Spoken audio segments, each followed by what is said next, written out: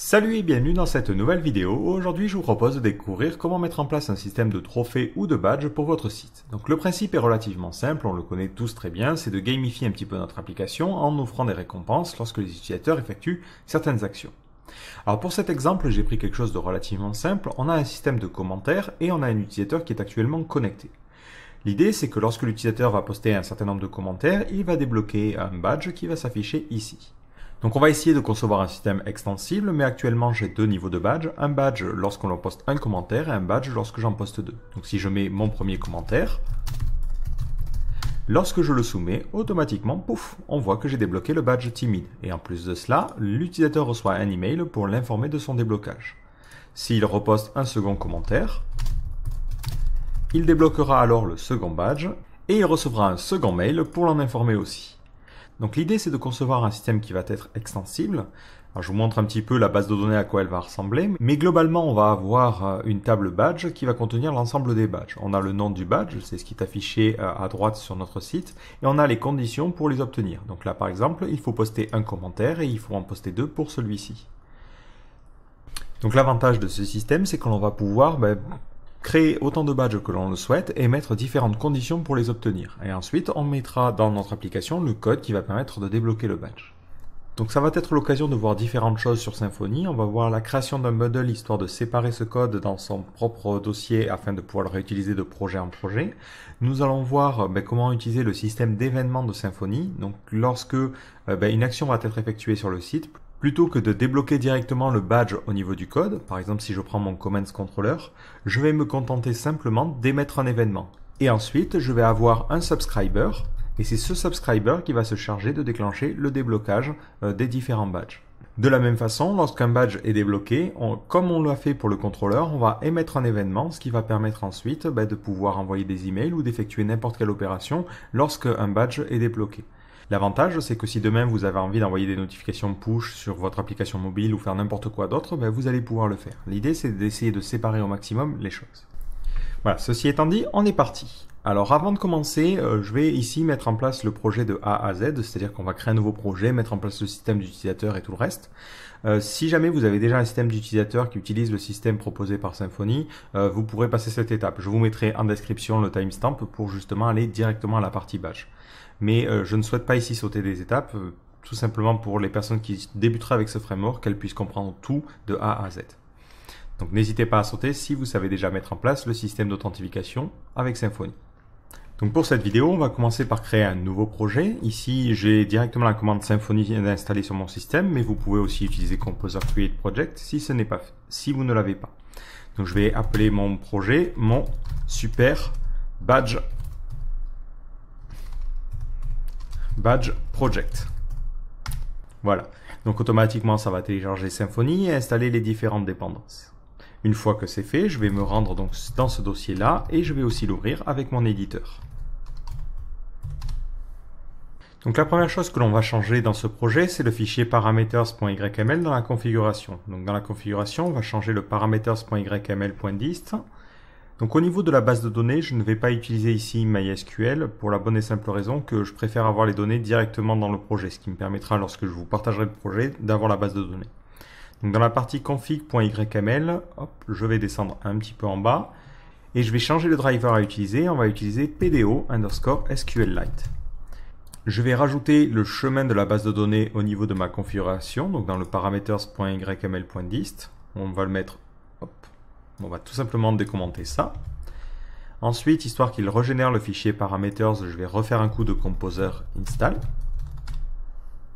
Et je garde le chemin par défaut, ça me va très très bien. Et dans la partie config.yml, j'ai juste à décommenter cette dernière chose. Voilà, donc là, j'ai maintenant SQLite qui sera utilisé et ça créera un fichier au niveau du dossier app.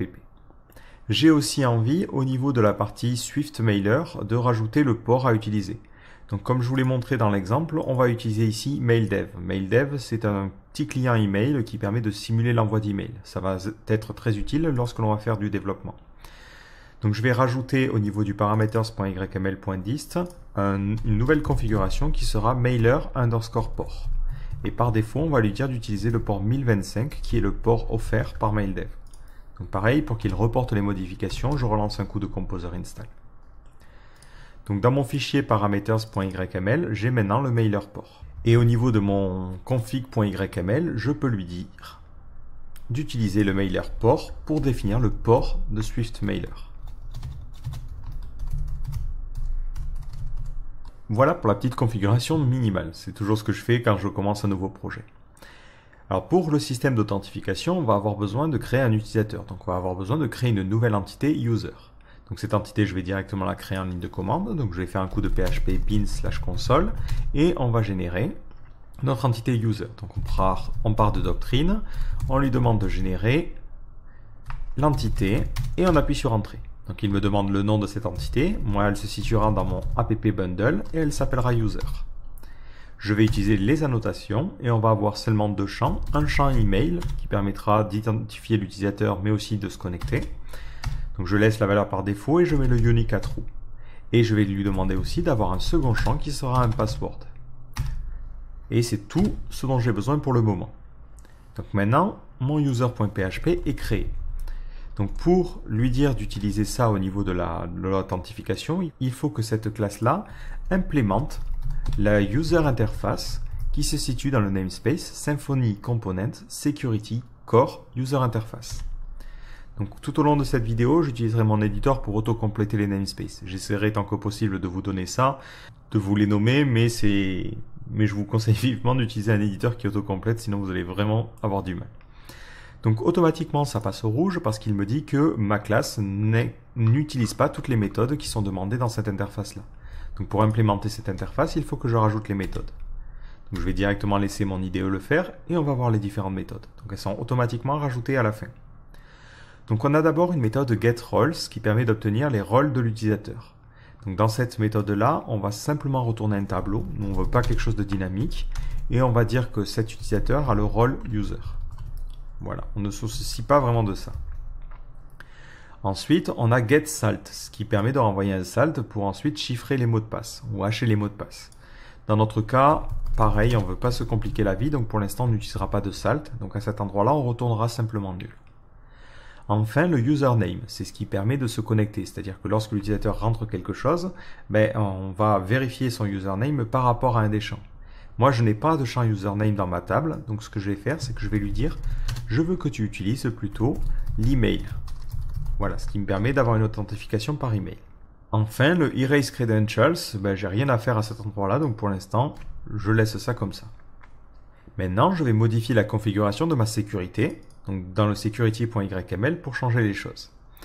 Alors d'abord, on va préciser les encodeurs à utiliser pour chiffrer le mot de passe, ou pour hacher plutôt le mot de passe. Donc dans Encoders, on va lui dire que pour mon entité qui se situe dans le app bundle, c'est l'entité user, on veut utiliser l'algorithme bcrypt. On pourrait lui préciser le coût ou quoi que ce soit d'autre, mais pour l'instant, on se contentera de l'algorithme. Ensuite, on a les providers. Donc les providers, on va créer un nouveau provider que l'on va appeler default, et on va lui dire que c'est un provider de type entity. Alors là, par défaut, il met 4 espaces pour les tabulations. Et mon éditeur est configuré pour 2, donc c'est pour ça que je galère un petit peu. Donc on va lui dire que pour la classe qui se situe donc dans le app bundle et le user, donc c'est cette classe-là qui représente l'entité, je vais utiliser la propriété property email. Donc ça va permettre à Symfony de savoir comment charger mon utilisateur. Ensuite, on a les firewalls. Donc on a le firewall de dev que l'on va laisser par défaut et le firewall principal. On laisse les connexions anonymes. Donc ça veut dire que lorsque l'on affiche le site, par défaut, on est connecté sous forme d'anonyme.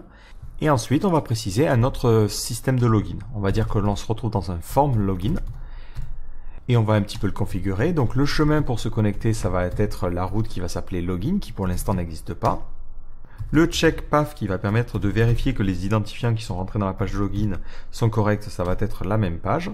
Et on va utiliser le csrf_token_generator, histoire de protéger notre formulaire de connexion contre les attaques CSRF. Donc à l'intérieur, ici, on lui demandera d'utiliser le CSRF Token Manager qui est offert par défaut. Et enfin, on utilisera le provider que l'on a créé un petit peu plus haut et que l'on a nommé Default. Donc voilà pour le système de base. Dernière petite chose, il va nous falloir créer le contrôleur justement qui va permettre de se connecter, donc le contrôleur qui correspond à cette route-là. Donc moi je vais aller placer ça donc dans mon app bundle, je ne vais pas utiliser de générateur ici, et on va créer un nouveau contrôleur que l'on va appeler security controller.php. Donc ça va être dans le namespace controller de mon app bundle, donc là app bundle anti/controller, et la classe va s'appeler security controller. Cette classe va extends de la classe controller qui se situe dans le namespace Symfony Bundle, Framework Bundle Controller et Controller Bundle. Alors c'est ce namespace là. On va avoir donc une première action qui va être la login action. C'est ce qui va nous permettre de nous connecter. Donc j'utilise ici PHP 7, donc je vais préciser que ça renvoie une réponse de type Symfony Component HTTP Foundation. Et je vais utiliser les annotations pour spécifier les routes. Donc je vais lui dire pour ce contrôleur. Pour cette action-là, on va avoir une route. Et cette route, ça sera /login, on est très inspiré, et le nom de la route, et c'est ça qui est important, c'est login. Voilà, à l'intérieur de la fonction, pour l'instant, on se contentera simplement de retourner le code HTML. Donc on fera un return, this, render, on va le mettre dans le dossier security, et on va appeler notre template login.html.twig. Et on ne lui passe absolument rien. Donc pour que ça fonctionne, il faut créer le template. Donc le template, on va le placer dans le dossier app resource views security login.html.twig. Et on mettra un petit H1, se connecter, et après notre petit formulaire. Pour l'instant, on veut simplement vérifier que ça fonctionne correctement. Donc je pense avoir fait pas mal le tour de ma configuration. Je vais commencer à charger les informations au niveau de ma base de données parce qu'il faut que je crée cet utilisateur en base. Donc je fais pour cela un coup de PHP bin/console, doctrine de .schéma, de .update, et je vais forcer le schéma à se mettre à jour. Donc automatiquement, ça va générer un fichier dans mon dossier app qui s'appelle data.db3, qui contient la base de données. Ce fichier, je vais d'ailleurs le configurer dans le panneau database de mon IDE. Donc à cet endroit-là, je vais lui dire, hop, le fichier que tu dois utiliser, il se situe donc dans mon dossier personnel, et c'est dans le dossier app et data.db3. OK.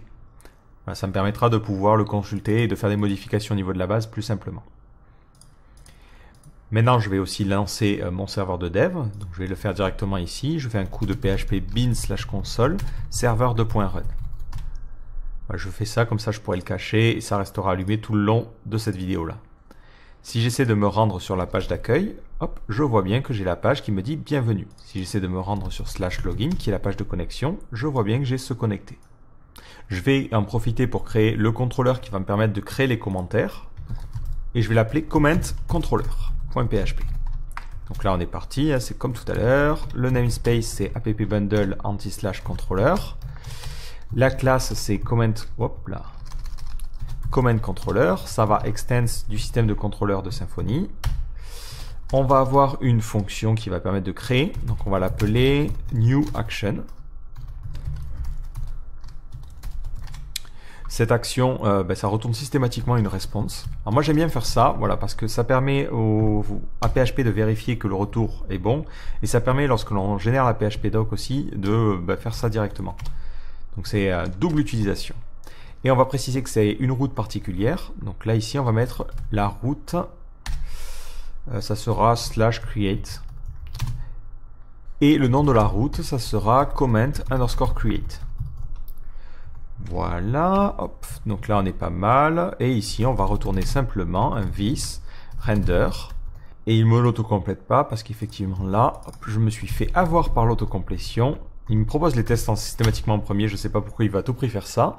Et c'est les contrôleurs ici. Donc dans mon render, je peux lui dire de rendre, donc ça sera dans comment, et ça va s'appeler new.html.twig.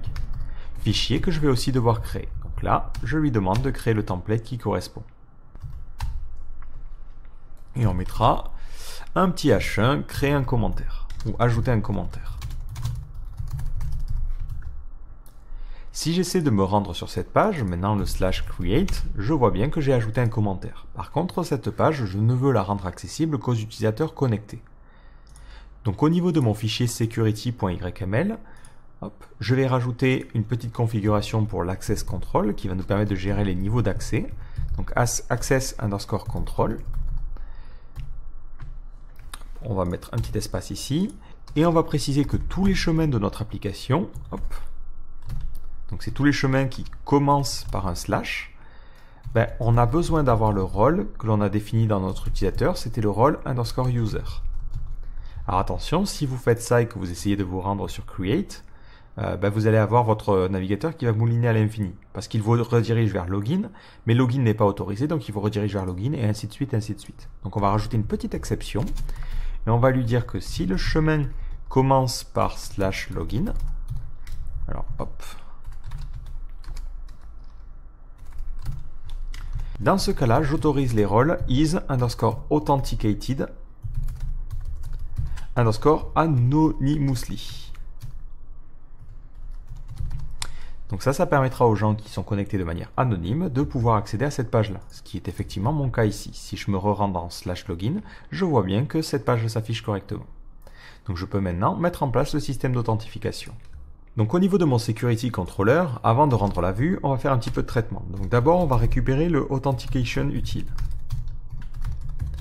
Et on va lui dire, il faut que tu ailles dans le container et que tu récupères security.authenticationutils. Alors c'est à cet endroit-là.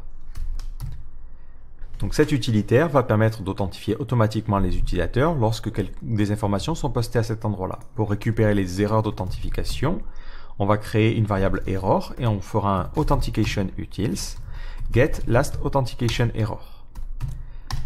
Pour récupérer le dernier username qui avait été rentré, que l'on va appeler last username, on fera un authentication utile et de la même manière, on a une méthode qui s'appelle get last username.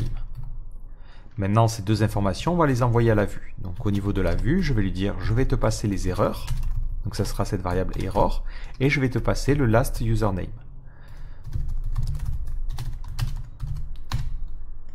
Voilà. Et on aligne bien ça, hop, histoire que ce soit un poil plus joli. Au niveau de mon formulaire, il va falloir que je traite les informations qui ont été envoyées. Donc déjà, je souhaite utiliser le template par défaut. Donc on va commencer par faire un extends et on va utiliser le base.html.twig. Ensuite, je vais mettre tout dans le bloc qui va s'appeler body, qui est le bloc par défaut offert par Symfony, enfin par le template de base de Symfony. Et à l'intérieur, on va pouvoir mettre notre formulaire. Donc on mettra notre H1 se connecter et notre formulaire. L'action, ça sera le chemin vers login. La méthode, ça sera donc en post. Donc on aura ensuite deux champs. On aura un premier champ qui va permettre de rentrer le nom d'utilisateur.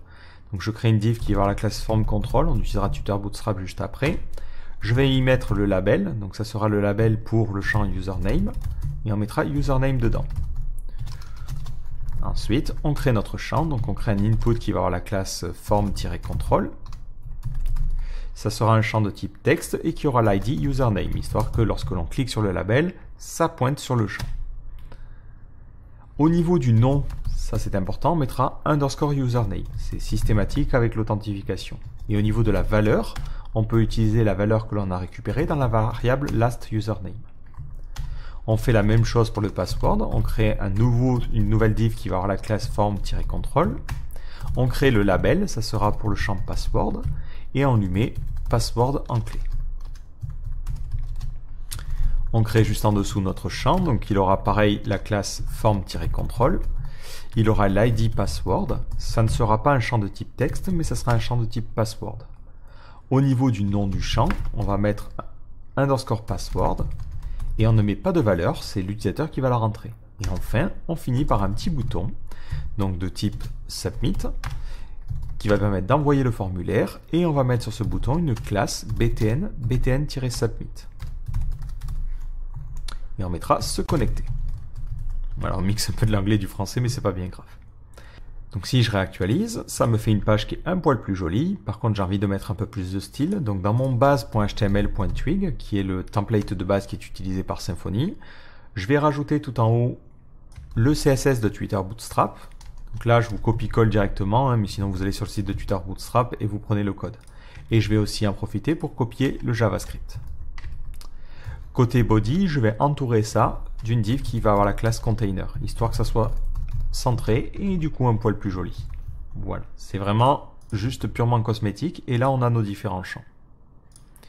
Alors je me suis un petit peu planté ici, c'est form group et pas form control. Voilà à quoi ça ressemble, impeccable. Si j'essaie de me connecter, j'aimerais bien avoir les erreurs. Donc pour avoir les erreurs, l'avantage c'est qu'on a utilisé la variable error. Donc au-dessus de notre formulaire, on va lui dire si la variable error est envoyée à la vue, enfin n'est pas nulle plutôt, enfin si elle existe, je crée une div qui va avoir la classe alert, alert-danger parce que c'est une erreur, et je vais y mettre les erreurs. Donc je mets error.messageKey. Et on va traduire ça, donc là c'est directement par Symfony, error.messageData. Et c'est dans le domaine security. Donc ça c'est ce qui est vraiment proposé par défaut, je n'ai fait ni plus ni moins que suivre la documentation à ce niveau-là. Si je réactualise en essayant de me connecter, j'ai une erreur de type CSRF. C'est normal parce que mon champ n'a pas le token CSRF. Et comme on l'a vu dans la partie security.yml, j'ai voulu mettre en place la sécurité.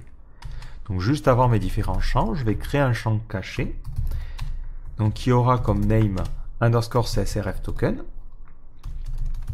Et à l'intérieur, au niveau de la valeur, je vais récupérer le token CSRF. Donc je vais mettre CSRF token pour l'authentification.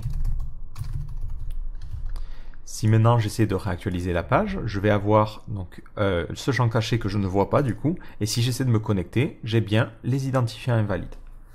Il me faut maintenant un utilisateur pour tester les choses. Alors je n'ai pas l'intention dans cette vidéo de créer tout un système de création de compte ou quoi que ce soit. Donc on va utiliser des fixtures pour cela. Donc pour générer les fixtures, il suffit de créer de nouvelles classes dans le namespace appbundle, datafixtures, ORM et ensuite le nom de notre fixture. Donc on est parti, je vais créer le dossier datafixtures.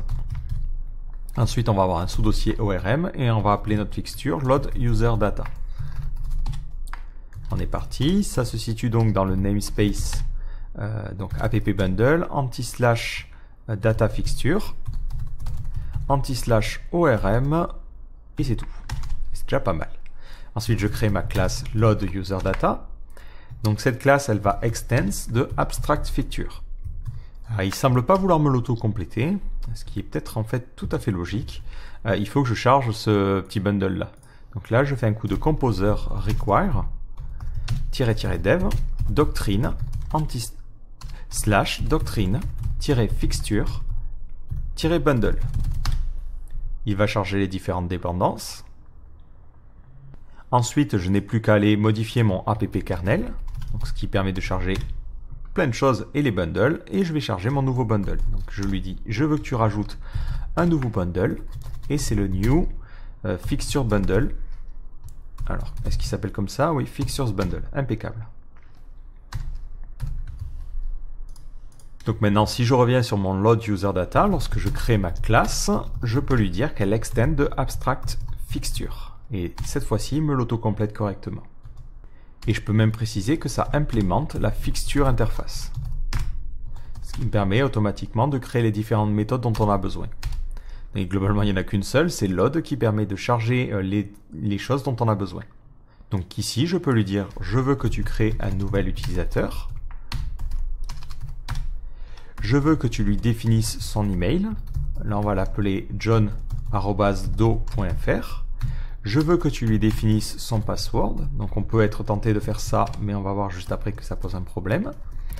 Et ensuite, on peut le sauvegarder. Donc, j'ai besoin d'accéder au manager.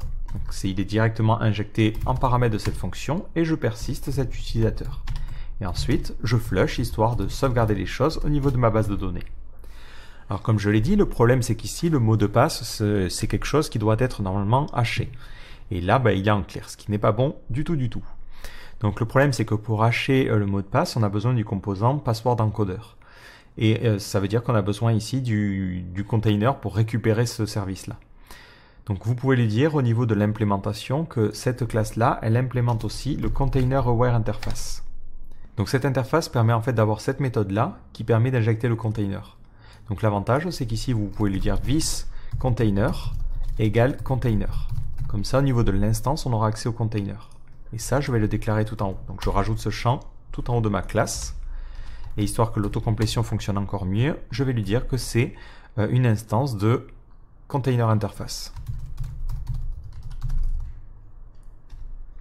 Du coup, maintenant, au niveau de mon système, je peux lui dire, bon, ben, j'ai besoin de l'encodeur, et l'encodeur, c'est un vis container get, et je récupère le security.password encodeur. Hop. Et si je tape password encodeur, est-ce que ça serait pas encore plus rapide? Voilà. Maintenant que j'ai cet encodeur, à cet endroit-là, je peux lui dire, je veux que tu encodes le mot de passe. Donc je fais encodeur, encode, password. Je lui passe en premier paramètre l'utilisateur. Donc ici, ça va être user. Et c'est pour ça qu'il avait besoin d'implémenter la user interface. Et je lui passe le mot de passe en clair. Donc ce premier paramètre en fait lui permet de connaître déjà le salt, il permet de récupérer des informations et ça permet aussi de savoir quel type d'algorithme on doit utiliser. C'est ce qui est défini dans le security.yml. Donc maintenant, mon utilisateur est fonctionnel. Si je veux importer cet utilisateur en base, il me suffit de faire au niveau de ma console un coup de php bin/console doctrine .fixture .load. Il me dit est-ce que je veux purger la base de données, donc là je mets yes et il charge maintenant mes données. Donc dans ma base de données par défaut, donc si je réactualise, j'ai ici user et dans user j'ai mon utilisateur avec le mot de passe encodé. Si j'essaie de me connecter, donc ça sera avec john@do.fr et que je rentre mon mot de passe qui est donc 40, je vois qu'automatiquement je suis connecté. Je suis renvoyé vers la page de login parce que c'est la page vers laquelle j'ai essayé d'accéder. Si j'essaie d'accéder à /create qui permet de créer un commentaire, je vois que ça fonctionne correctement. Donc maintenant, on peut attaquer notre vrai code. Donc on va mettre en place le système qui va permettre de rentrer des commentaires et c'est pour le moment sur ce système-là que l'on va greffer ensuite notre déblocage de badge ou de trophée. Après, vous allez le voir, notre code va être fait d'une certaine manière, ce qui nous permettra de mettre en place ce système de déblocage de badge pour absolument n'importe quoi. Alors on va commencer par créer ce contrôleur et le faire fonctionner pour les commentaires. Donc je vais créer mon entité comment. Donc au niveau de mon terminal, je fais un coup de php bin console, vous commencez à avoir l'habitude, doctrine, .generate, .entity.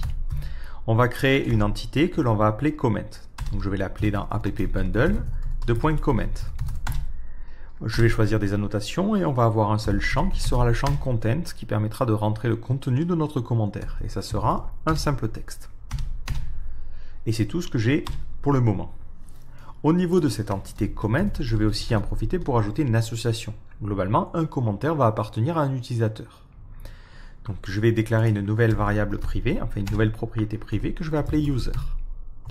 Donc cette propriété privée sera une propriété de type user. Et je vais préciser au niveau de mon ORM que ça va être une relation de type many to one. Donc plusieurs commentaires peuvent appartenir à un seul utilisateur. Et je target l'entité, enfin je cible l'entité plutôt, app bundle user. Et cette entité sera inversée, c'est-à-dire que l'utilisateur va en avoir conscience, quoique... Je réfléchis, est-ce que j'en ai vraiment besoin? Pour le coup, non. Pour l'instant, on ne va pas l'inverser, on va juste mettre ça. Quoique, non, on va avoir besoin de l'inverser pour la bonne et simple raison que... Hop, donc ça sera inversé par comments. Donc comments que j'ai du coup besoin de créer au niveau de l'utilisateur. Donc au niveau de user.php, je vais créer ce champ privé aussi. Donc on est parti, private comments.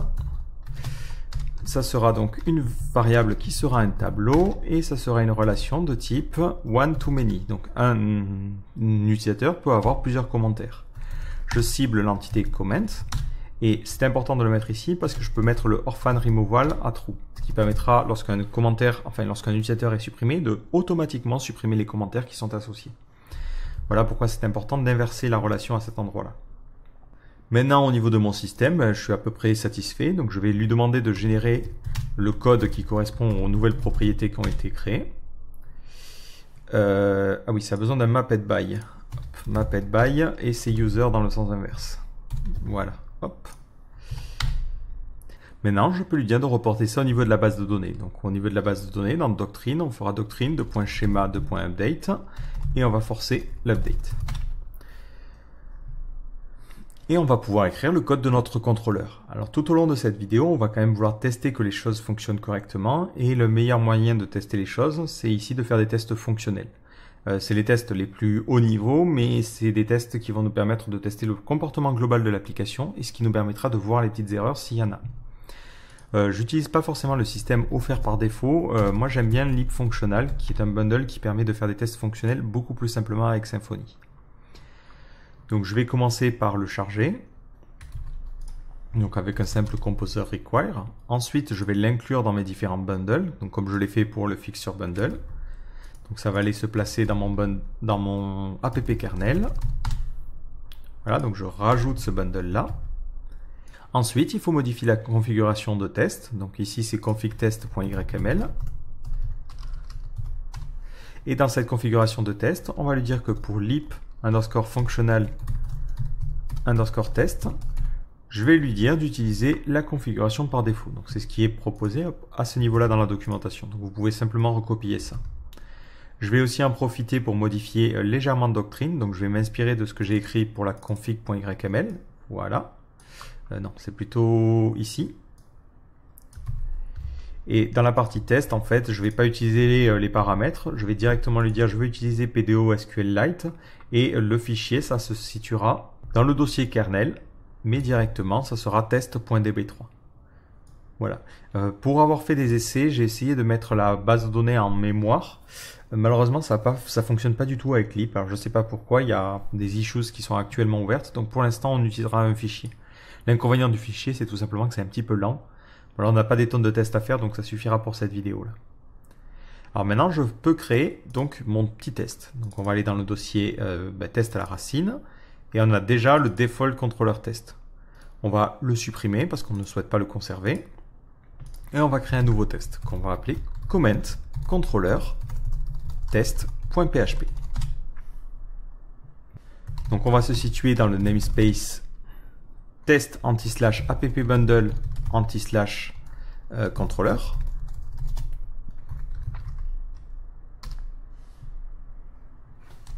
C'est une classe qui va donc s'appeler comment controller test et qui va extend de web test case, qui est non pas la classe proposée par défaut par Symfony, mais celle du lip functional test. Alors par défaut, mon IDE, si je remonte de classe en classe, il faut vraiment remonter beaucoup. Lorsque je vais arriver jusqu'à la partie PHP Unit, je vois qu'il ne m'auto-complète pas ça, il ne trouve pas la déclaration. Tout simplement parce que PHP Unit n'est pas installé en local. Donc pour éviter ce genre de désagrément là, je vais faire un coup de composer require-dev et je vais charger PHP Unit comme dépendance en développement de mon projet. Je ne vais pas forcément partir du principe que quelqu'un l'a installé de manière globale. L'avantage encore une fois pour moi ici, c'est que ça permettra à l'IDE d'auto-compléter les choses de manière beaucoup plus correcte. Donc je vais créer à cet endroit là mon premier test. Donc pour créer un test, vous faites une nouvelle fonction qui commence par test et on va vérifier que ce contrôleur-là, que l'action qui permet de se connecter, n'est pas accessible par n'importe qui. Donc à cet endroit-là, je peux créer un nouveau client. L'avantage, c'est que vous avez une méthode makeClient qui est directement offerte et ensuite vous lui dites pour ce client, je veux que tu fasses une requête et que tu appelles en get la page /create. Lorsque tu appelles cette page-là, je m'attends à ce que le statut de la page soit un statut de type 302. Ça veut dire que globalement, je ne devrais pas avoir accès à cette page-là. Si maintenant je lance un coup de PHP Unit, je vois que ça fonctionne correctement. Si par mégarde au niveau de mon security.yml, je venais à oublier de mettre cette partie-là, c'est-à-dire la partie qui interdit les gens d'accéder à cette page-là, lorsque je lance les tests, ça me permettra de les capturer. Donc ça, c'est très important. Maintenant, je vais faire un autre test. Public function test post comment. L'idée, c'est de vérifier est-ce que l'on peut poster un commentaire. Donc le problème, c'est que j'ai besoin de me connecter. Et pour me connecter, j'ai besoin d'un utilisateur. Donc l'avantage avec Lip, c'est qu'on peut charger les fixtures en mettant load fixtures. On lui passe un tableau qui contient les différentes fixtures. Donc nous, on va lui passer load user data, que l'on a créé juste à l'instant. Et après, on aimerait bien récupérer l'utilisateur en question. Alors pour récupérer les choses dans les fixtures, au niveau de vos systèmes de fixtures, vous pouvez lui dire, par exemple à cet endroit-là, je veux que tu crées une référence en faisant this, cette référence, et le nom de cette entité-là, ça sera user. Et ensuite, je te passe l'utilisateur. Maintenant, au niveau de mon test, je peux lui dire, j'ai besoin de récupérer les références. Donc vous faites ici un get reference repository. Et vous allez appeler ça references. Ensuite, vous pouvez faire un references, get reference et obtenir l'entité qui correspondait à l'utilisateur, ce qui vous permet de charger des fixtures et de récupérer des enregistrements très simplement. Et ça, on va le stocker dans une variable user. L'avantage, c'est qu'on peut lui dire maintenant, je veux que tu te connectes à mon application grâce à la méthode loginAs et je veux que tu utilises l'utilisateur en question. Donc ici, ce sera user. Maintenant, je suis connecté. Je peux lui dire, tiens, je veux que tu crées un nouveau client, comme on l'a fait tout à l'heure.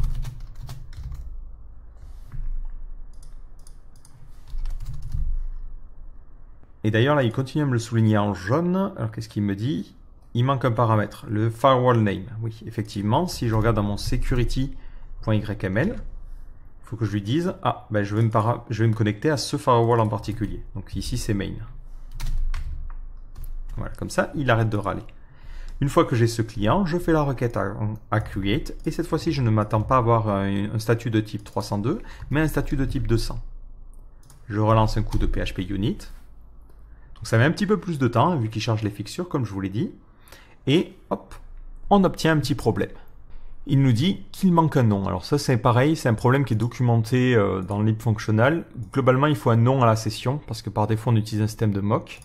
Donc dans votre config de test, hop, si vous remontez, voilà, vous avez ce faux storage ID, il faut lui donner un nom, sinon il est perdu. Donc là, on lui donne mock sysID. Je retente de faire un coup de PHP unit. Ça mouline encore un petit peu. Et cette fois-ci, ça passe au vert. Donc une fois connecté, j'ai bien accès à cette page. Maintenant, j'aimerais bien poster un commentaire et vérifier que ce commentaire est bien persisté. Donc lorsque vous récupérez une page, vous récupérez une instance du crawler qui vous permet ensuite d'effectuer des différentes choses sur votre page. Donc je vais descendre un petit peu plus bas et on va lui dire poste un commentaire.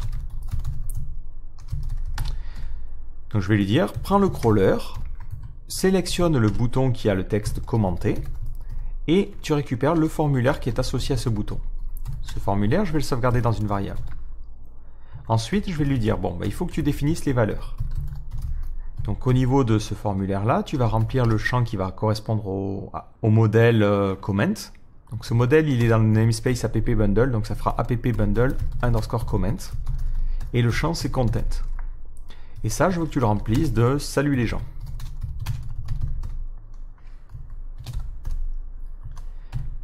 Une fois que ce formulaire est rempli, je veux que tu le soumettes. Donc je vais prendre mon client et je vais dire je veux qu'il soumette le formulaire. Et là, de la même façon, je peux lui dire, bon, je m'attends à obtenir un statut de type 200 lorsque le formulaire est soumis, et je m'attends aussi à avoir, par exemple, un commentaire en base de données.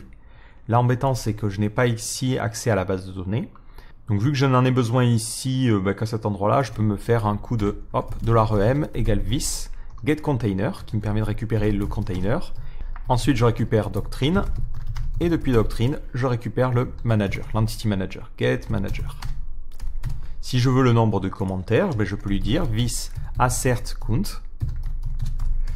Je m'attends à avoir un commentaire, et les commentaires, je les récupère depuis l'entity manager. Je récupère le repository qui correspond au commentaire, donc c'est app-bundle .comment. Et depuis ce repository, je fais un find all. Voilà comment on peut écrire un petit test fonctionnel.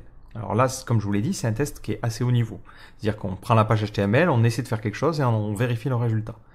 Si derrière il y a une erreur, c'est très chiant à débugger parce que ça nous dira juste qu'il y a un problème. Ça ne nous dira pas exactement quelle classe plante. Donc après, on peut faire des tests unitaires, plus bas niveau, qui permettent de tester les choses.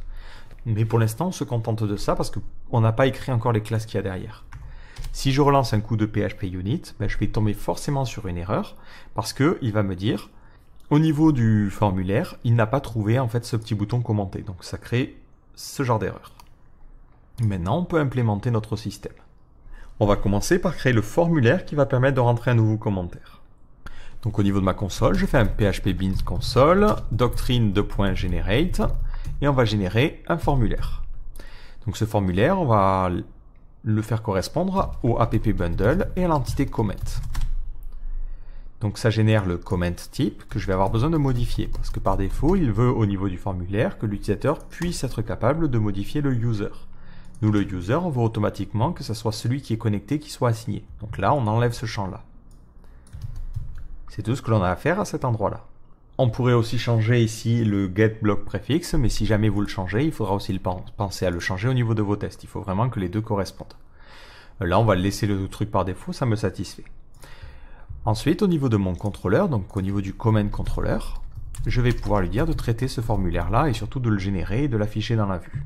Donc j'ai besoin de générer un nouveau commentaire, donc je fais comment égale new comment. Sur ce commentaire, je vais associer l'utilisateur. D'ailleurs là, je n'ai pas importé la classe. Donc je vais lui dire user égale this. Je récupère depuis le container le token storage. Et ça va me permettre, grâce à la méthode getToken puis la méthode getUser, de récupérer l'utilisateur qui est actuellement connecté. Maintenant que j'ai cet utilisateur, je peux lui dire au niveau du commentaire, je veux que tu définisses l'utilisateur et ça sera l'utilisateur qui est actuellement connecté. Enfin, je peux maintenant créer le formulaire à partir de ce commentaire-là. Donc je fais un form égale this, create form. Je lui passe en premier paramètre le type, donc ça sera un type comment type. Donc c'est le type que je viens de générer grâce à la commande generate. Et je lui passe en second paramètre l'instance de mon commentaire.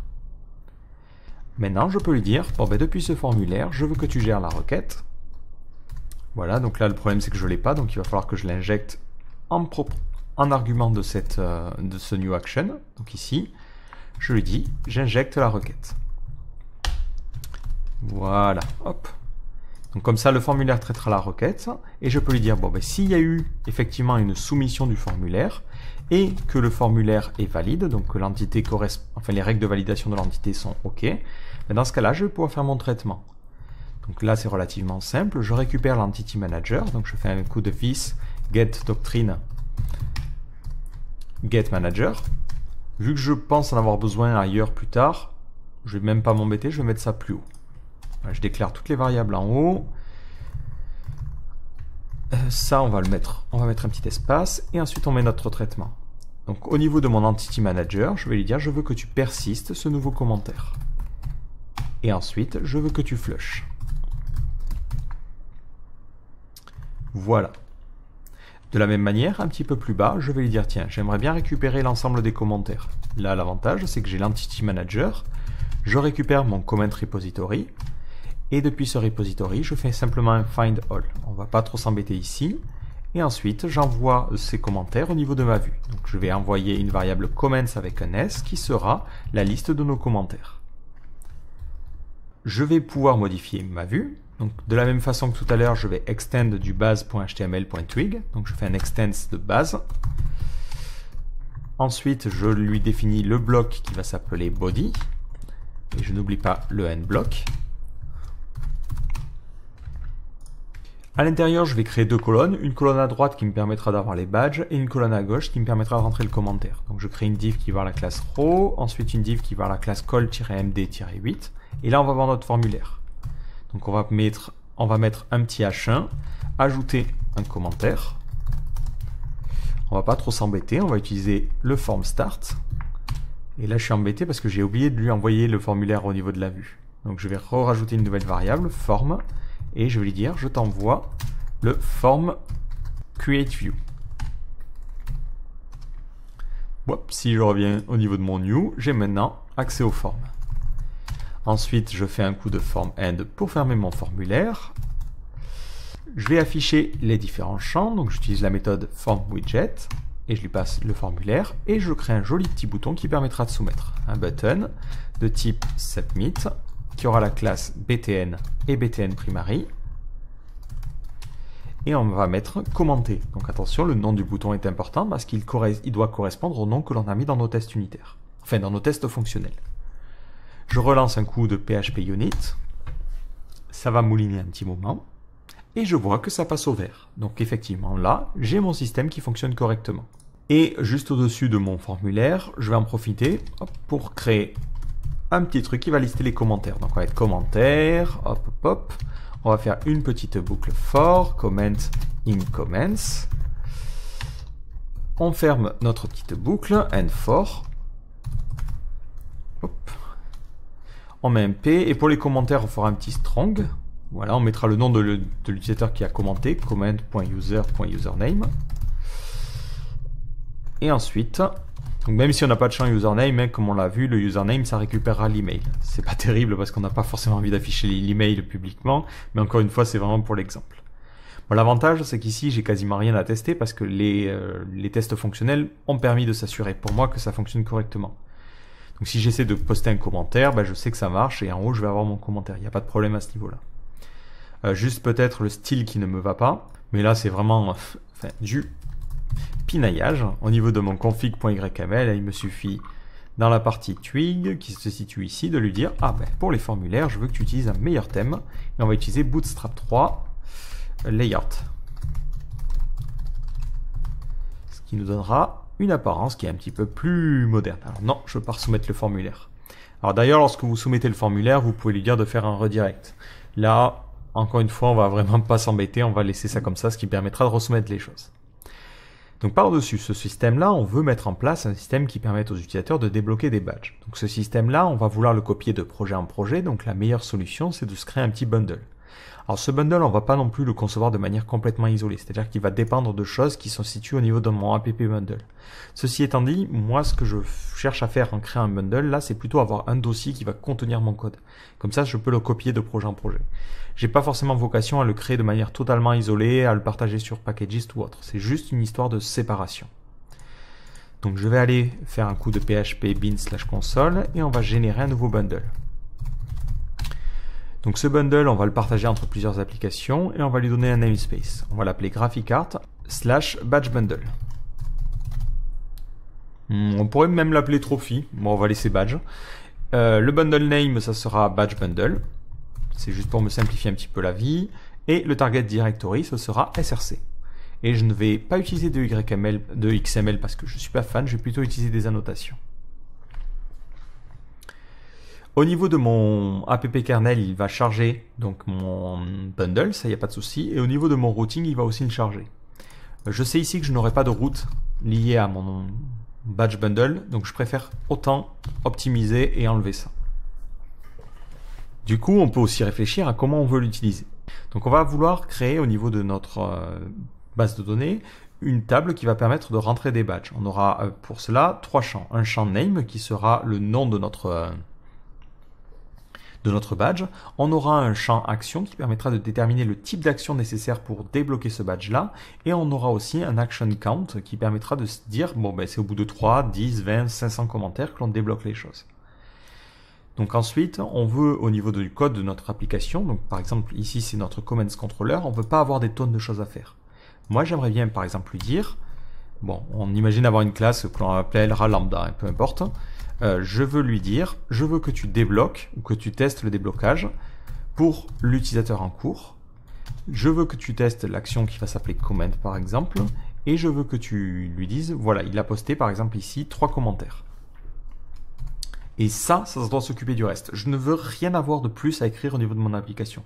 Donc il me faut isoler tout ça dans mon bundle et avoir simplement cette petite classe et cette petite méthode à utiliser. Tout le reste, je veux que ça soit caché. L'avantage, c'est que je pourrais comme ça le mettre un petit peu partout où je le souhaite dans mon application. Maintenant que l'on a un petit peu notre objectif en vue, on va pouvoir écrire notre code. Donc on va commencer par créer les entités. Donc on va avoir 2 entités, une entité qui va représenter le badge et une entité qui va représenter le déblocage d'un badge. Alors je pourrais faire tout simplement une many-to-many, mais j'ai besoin de cette table intermédiaire, enfin de la représenter parce que je vais avoir besoin de faire des choses dessus. Donc je vais créer une entité pour ça. Donc on est parti, je vais faire un coup de doctrine de .generate entity. Donc elle se situera dans le badge bundle et cette entité va s'appeler badge, très simplement. Alors on va mettre des annotations, on aura un champ name qui sera une chaîne de caractères et qui sera unique. Ouais. On aura ensuite l'action name. Je ne peux pas l'appeler simplement action parce que c'est un nom réservé. Donc l'action name, ça sera le nom de l'action qui est nécessaire pour débloquer le badge. Ça sera une chaîne de caractères. Et l'action count, ça sera un entier. Et ça représentera le nombre de fois qu'il faut effectuer l'action pour débloquer le badge. Et c'est tout ce dont j'ai besoin. Je vais aussi avoir une autre entité que je vais appeler badge unlock, qui sera globalement la table de liaison qui permettra de faire le lien entre un utilisateur et un badge. Donc je vais l'appeler badge unlock. j'utilise des annotations et je n'aurai absolument aucun champ dedans. Donc là, je peux directement appuyer sur Entrée. Maintenant, on va définir les relations qu'il y a entre tout ce bordel. Donc au niveau de mon dossier SRC, je vais aller modifier les deux entités. Donc au niveau de badge, je vais lui dire que l'on va avoir une relation de type one-to-many sur badge unlock. Donc on est parti, je crée une nouvelle propriété privée qui va s'appeler badge unlocks. Ou même je peux l'appeler unlocks. Vu que c'est la seule liaison, il n'y a pas forcément besoin de s'embêter là. Donc ça sera un tableau et on va lui dire que c'est une relation de type one-to-many. Ça cible l'entité qui va s'appeler badge unlock. Et ça va être inversé, donc on va lui dire ça sera mappé par la propriété badge, propriété qui pour l'instant n'existe pas. Donc côté badge unlock, je vais pouvoir faire un petit peu la même chose. Je vais créer deux nouvelles propriétés. Donc là pour l'instant il n'y en a qu'une seule. Donc on est parti, private. On aura d'abord une propriété badge. Donc cette propriété, ça sera une propriété de type badge entity. Et ça sera une relation de type many to one. Ça veut dire que plusieurs déblocages peuvent appartenir à un badge. Ça ciblera l'entité, donc ça sera une target entity qui va s'appeler badge. Ça sera inversé par la propriété badge unlock ou unlocks. Et c'est tout ce dont j'ai besoin. Ensuite, je vais avoir une autre propriété privée qui sera utilisateur, qui me permettra de faire la liaison entre un déblocage et un utilisateur. Donc ça sera une variable de type user, donc l'entité user. D'ailleurs, il importe quand je fais ça ou pas? Ouais, il importe, ce qui peut être gênant. Parce qu'après, si vous voulez réutiliser ce truc à plusieurs endroits, ouais, donc on va plutôt mettre ça comme ça. Voilà, donc ça sera cette entité-là. Et hop, on va avoir ici le même type de relation que plus haut. Ça sera une many to one. Ça ciblera l'entité user. Et ça ne sera pas inversé dans ce cas-là. C'est-à-dire que l'utilisateur n'a pas forcément conscience de cette relation pour le moment. On verra si on en a besoin plus tard. Mieux vaut pas commencer à foutre des relations partout si ce n'est pas nécessaire. Ça peut être intéressant de définir la relation côté utilisateur si vous voulez mettre en place le système de orphan removal. C'est-à-dire que lorsque un utilisateur est supprimé, vous allez supprimer les unlocks qui sont associés. À vous de voir. Là pour l'instant on va se contenter de ça. Maintenant, je vais régénérer les setters et les getters. Donc, ça sera pour le badge bundle. Et je vais migrer tout ça au niveau de ma base de données.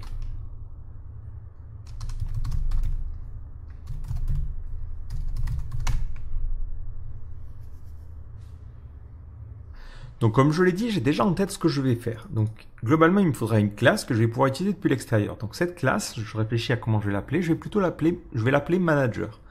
Donc globalement, c'est ce qui va permettre de gérer les déblocages de badge. Donc je vais aller créer un nouveau dossier manager et je vais l'appeler badge manager.php.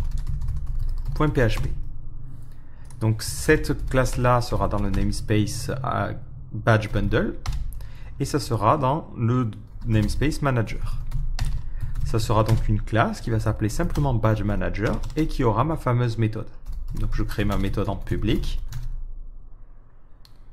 que je vais appeler check and unlock.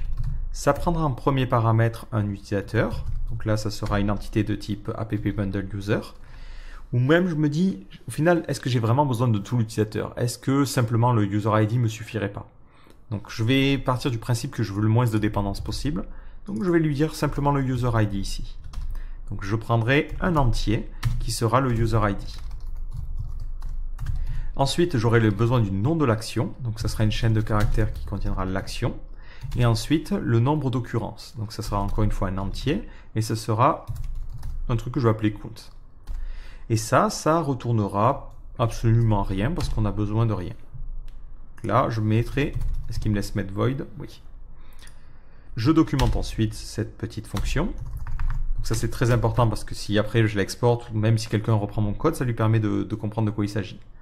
Donc ça permet de check if a badge exists for this action and action underscore count and action occurrence, on va l'appeler, and unlock it for the current user.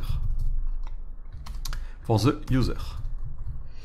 Finalement, le count, je me dis que ça peut ne pas être assez évocateur, donc on va l'appeler action count. Cette fonction, on réfléchit comment elle doit fonctionner. D'abord, elle doit vérifier si on a un badge qui correspond à action et action count. Ensuite, elle doit vérifier si l'utilisateur a déjà ce badge. Et ensuite, elle doit débloquer le badge pour l'utilisateur en question. Et enfin, elle va émettre un événement pour informer l'application du déblocage de badge. Donc ça c'est important parce que si plus tard dans votre app bundle vous dites dès que quelqu'un débloque un badge, je vais envoyer un email. Vous n'avez pas envie de modifier le code de ce bundle vu que vous avez l'intention de le partager de projet en projet. Ce que vous allez plutôt faire, c'est créer un subscriber, souscrire à un événement de type badge unlock et lui dire dès que tu débloques le badge, je t'envoie un joli email.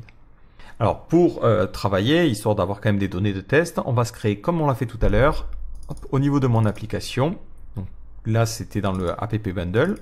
Une petite fixture. Donc je mélange tout. Voilà, c'est ici. Je vais lui dire, je vais créer une nouvelle fixture que je vais appeler load badge data.php. Je vais me baser exactement sur ce que j'ai fait ici. Voilà, on va pas s'embêter. On va l'appeler load badge data. J'ai besoin de la fixture interface. J'ai pas besoin du container pour le coup, parce qu'on en avait besoin pour la partie mot de passe, et là c'est pas nécessaire. Donc j'ai plus besoin du container. J'ai plus besoin de cette méthode setName. Ici, je définis un nouveau badge. Donc ça sera badge. Je vais lui donner un nom. Donc, là, on est parti. Hop, on efface ça. On persiste ensuite le badge. Et on n'a plus besoin de cet encodeur. Donc là, au niveau des namespaces, on peut retirer ça, ça et ça. Donc à cet endroit-là, je vais lui dire, je vais créer un nouveau badge setName que je vais appeler timide. Ensuite, ce badge, je vais lui dire qu'il correspond à l'action comment qui va être faite une seule fois. Donc cette action name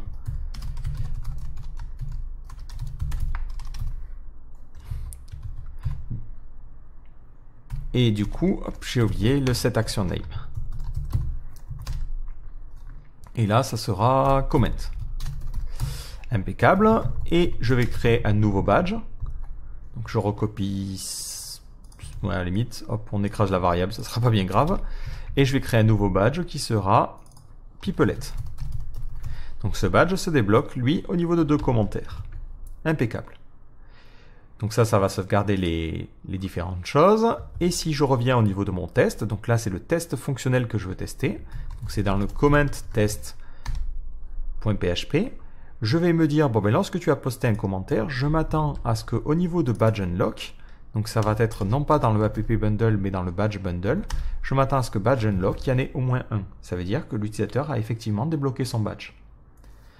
Après, je peux tester de poster un nouveau commentaire et de vérifier si l'utilisateur a débloqué ce second badge. Mais là, un seul suffira. Si je relance un coup de PHP Unit, les tests qui passaient auparavant au vert vont passer maintenant au rouge parce que je n'ai pas ce badge unlock. Donc ce badge manager, je vais donc en avoir besoin au niveau de mon comments controller. Donc dans mon comments controller, j'ai besoin d'appeler cette méthode. Donc je suis un petit peu embêté parce que c'est une classe qui est ailleurs et c'est pas facile d'y accéder. Donc le meilleur moyen, c'est de se créer un service. Donc dans mon badge bundle, au niveau de ma partie service.yml, je vais créer un nouveau service. Je vais l'appeler badge.manager. Ce service, il va donc utiliser la classe badge manager. Et c'est tout ce que j'ai à faire. Maintenant, au niveau de mon command controller, je peux récupérer ce manager en faisant un this get badge manager check and unlock. Je lui passe le user ID, donc c'est très facile vu que j'ai l'utilisateur actuellement connecté. Donc c'était get ID. Pourquoi il m'empêche de l'avoir? Il sait pas à quoi ça ressemble, user? Bon, c'est pas grave. User, c'était une instance de user entity qui doit avoir cette méthode getID. Ouais, elle est là. Bon, bref, c'est pas bien grave. Ensuite, je lui passe l'action comment. Et là, je suis embêté parce qu'il faut que je lui passe le nombre de commentaires qu'il a débloqué. Donc là, on va mettre un petit commentaire, déblocage du badge. Et basiquement, il me faudrait le nombre de commentaires qui appartiennent à cet utilisateur. Donc on va créer une variable comments_count. Et là déjà on commence à mettre trop de choses au niveau du contrôleur. Donc on verra comment séparer juste après. Mais pour l'instant, on fait les choses étape par étape. Et là, on récupère notre Entity Manager, donc EM. On récupère notre repository que l'on va appeler comments. Notre repository qui contient les commentaires. Et pour éviter d'avoir à refaire ce code encore et encore, on va s'imaginer avoir une méthode count for user et on lui passera un paramètre, l'idée de l'utilisateur. Alors je préfère passer l'ID, comme ça m'évite d'avoir 3 tonnes de dépendances à faire. Je peux maintenant lui passer le nombre de commentaires qui appartiennent à l'utilisateur, qui sera donc comments_count. Impeccable. Et ce déblocage de badge, on va pas le faire tout le temps, hein, ça serait complètement bête. On va le faire seulement après qu'on en ait persisté les informations. Ici. Si jamais vous dites il peut y avoir quand même un problème entre ces deux étapes et je veux pas qu'on puisse persister des informations sans que le badge soit débloqué. C'est-à-dire que s'il y a une erreur là, le problème c'est qu'on pourrait avoir le commentaire qui a été posté, le badge qui n'est pas débloqué et on se retrouve dans une situation gênante. Ce que l'on peut faire dans ce cas-là, c'est un peu plus avancé, mais vous pouvez récupérer la connexion depuis l'Entity Manager et vous pouvez lui dire je veux que tu commences à faire une transaction, comme ceci. Dans ce cas-là, il va effectuer toutes les autres opérations sous forme de transaction. Et à cet endroit-là, lorsque vous avez fini, vous lui dites « Allez, commit les informations ». Si jamais il y a une erreur qui est renvoyée, ça fera un rollback au niveau de la connexion et ça empêchera les traitements de se faire. Voilà. Bon, je digresse. Il nous manque donc cette méthode count for user. Donc au niveau de mon repository comment, on va créer cette méthode. Donc on est parti, public. Je ne vais pas forcément écrire de test à cet endroit-là. Hein. Tout ça sera coté en fait par le test fonctionnel. Donc idéalement, il faudrait quand même créer des tests unitaires pour chacune des fonctions. Mais là, vu que là c'est simplement du SQL, ça va être simplement la création d'une query, c'est pas forcément très intéressant. Et en plus de ça, on passerait des heures à écrire des tonnes de tests. Alors, je passe le user ID en paramètre et je vais lui retourner un entier. Donc je fais un return. Je vais créer un query builder. Je vais donner un alias, ça sera C pour ma table comment. Je vais lui dire je veux que tu fasses un select de count et je vais sélectionner le c.id. Je vais lui demander seulement ceux qui correspondent à l'utilisateur qui est passé en paramètre, donc c.user égale 2.user. J'ai donc besoin de lui passer ce paramètre-là, donc je fais un set parameter et je lui demande que l'utilisateur correspond à ce qui est passé en paramètre, le user ID. À partir de ce query builder, je récupère la requête. Et à partir de cette requête, je récupère les résultats. Sauf que là, vu que j'ai qu'un seul champ, je veux faire un single scalar result, ce qui me donne juste l'enregistrement qui correspond. Maintenant, ça me permettra d'avoir le comments_count. J'aurais essayé de faire un coup de PHP unit. Je ne sais même pas pourquoi je le fais parce qu'il n'y a pas le déblocage de badge, c'est juste histoire de vérifier que je n'ai pas d'erreur de renvoyer. Et j'ai toujours un failed asserting. C'est effectivement un problème, je n'ai pas le déblocage du badge. Du coup, il faut que je modifie ce check and unlock. Donc d'abord, je vérifie est-ce qu'il y a un badge qui correspond à l'action et le count. Donc là, je vais avoir besoin de l'entity manager au niveau de ce tag manager pour pouvoir ensuite récupérer le repository badge. Donc je suis embêté, je n'y ai pas accès. Donc pour y avoir accès, il faut qu'au niveau de mes services, j'injecte le manager. Donc ici, je vais lui préciser, je vais avoir un argument et cet argument sera l'entity manager. Maintenant, hop, je peux changer mon constructeur, public function _ construct, et je prendrai en paramètre l'entity manager. Si je veux être plus générique, je peux lui mettre l'object manager. Voilà, c'est à vous de voir. On va être générique et ensuite on l'initialisera. Je ne vais pas m'embêter, je vais utiliser mon IDE. Donc je vais créer ça sous forme de propriété privée. Maintenant, à cet endroit-là, j'ai accès à mon manager. Donc je peux faire this. Je vais plutôt l'appeler même EM, c'est encore plus simple. Voilà. Donc this entity manager get repository. Je récupère le repository qui correspond au badge et je vais lui demander de récupérer le badge qui correspond à l'action et l'action count. Donc là, je vais lui dire, je vais faire un find by et je lui passe les différents critères. Donc je lui demande que la action name soit égale à l'action qui est passée en paramètre et je lui demande que l'action count corresponde à ce qui est passé en paramètre. Action count. Ça va me donner plusieurs badges. Tout de suite, histoire de vérifier de quoi il en retourne, je le dump. L'avantage, c'est que je n'ai pas besoin de faire des tests pour obtenir le dump au niveau de mon affichage. Grâce à PHP Unit, je peux exécuter le code, ce qui me permettra de vérifier ce que je récupère. Et je vois que j'obtiens un tableau vide, alors que je devrais quand même avoir quelque chose. Alors j'ai un tableau vide parce qu'au niveau de mon test, donc command controller test, j'ai bien chargé la fixture qui correspond à l'utilisateur, mais il faut aussi que je lui dise charge les fixtures qui correspondent au badge pour créer ces deux badges.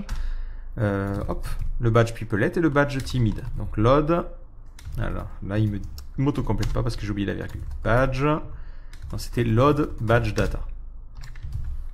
Je refais un petit test. Donc là je relance un coup de PHP Unit. Et je vois bien que lorsque je poste un truc, j'ai bien récupéré mon badge. Impeccable. Alors si je recontinue, j'ai maintenant vérifié si un badge correspond. Donc on va mettre if différent de empty $badge. Ben, dans ce cas-là, on est dans ce cas-là. On doit vérifier si l'utilisateur a déjà ce badge. Donc ici, on doit vérifier si dans badge unlock, j'ai bien un badge unlock qui correspond au user ID qui est passé en paramètre et au badge ID que je vais récupérer grâce à ça. Donc ça va m'obliger à faire une seconde requête SQL. Mais en y réfléchissant, je peux me dire, ouais, mais je peux feinter.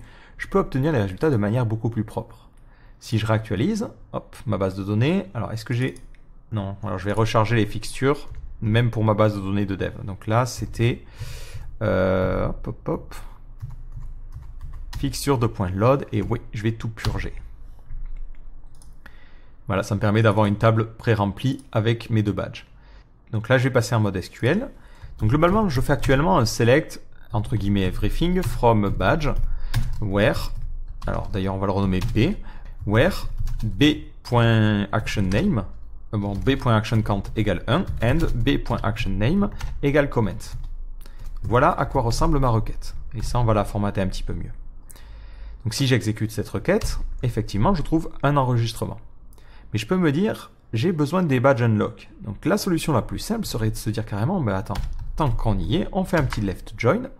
On va lier à la table badge unlock, que l'on appellerait U pour le coup, et on va lui dire, bon, ben, je veux que tu fasses ce left join lorsque U.badgeID égale B.id. Si je fais ça, ben là, ça va me donner nul, parce que pour l'instant, il n'y a pas de déblocage fait par l'utilisateur.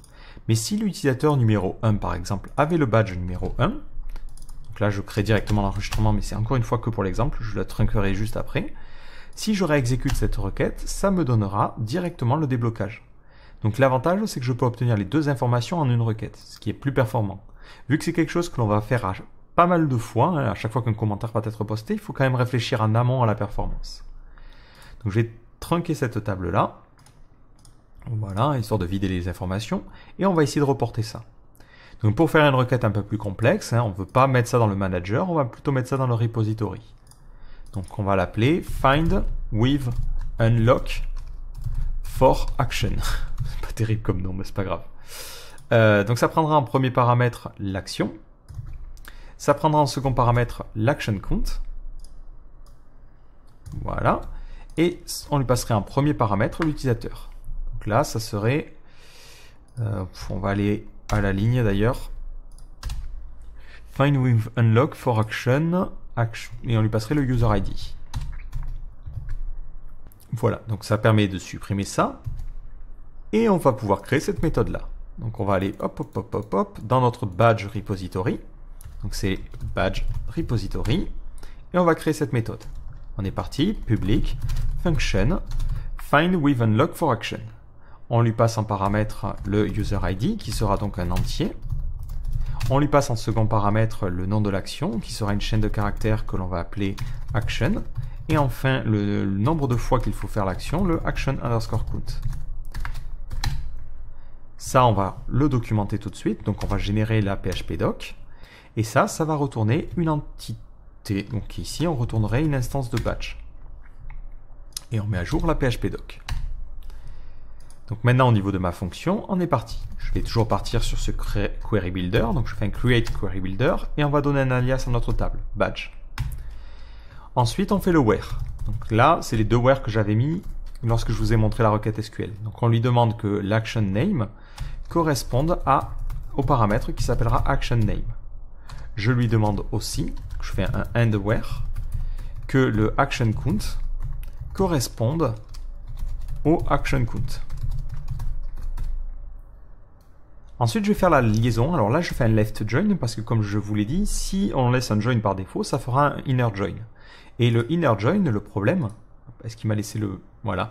Si je fais ici un inner join, le problème c'est que si je fais ça et que j'exécute, il va me trouver aucun enregistrement. Parce qu'il fait le inner join. Donc il a besoin de quelque chose de l'autre côté. Alors que moi, je n'ai pas nécessairement quelque chose. Donc si je mets un left join, ça me donnera un nul. Ce qui est plus intéressant dans mon cas.